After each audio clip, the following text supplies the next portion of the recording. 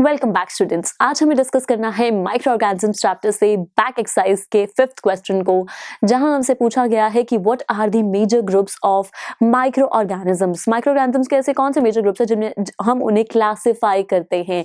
हम उन्हें क्लासिफाई करते हैं 4 मेजर कैटेगरीज में, जो कि है बैक्टीरिया, फंजाई, प्रोटोजोआ और सम एल्गी। यानी कि इसका करेक्ट आंसर हुआ bacteria, fungi, protozoa and some algae. इसी के साथ हमने कवर कर लिया है हमारे 5th क्वेश्चन को, एंड इस क्वेश्चन को एक ऑर्गेनाइज्ड स्ट्रक्चर्ड वे में कैसे लिखना है ये आपको पता चलेगा इसके रिटन सॉल्यूशन को विजिट करके। सो आप करिए इसके रिटन सॉल्यूशन को विजिट, एंड मैं आपको मिलती हूँ नेक्स्ट लेक्चर में, जहां डिस्कस करेंगे next question. Thank you for watching.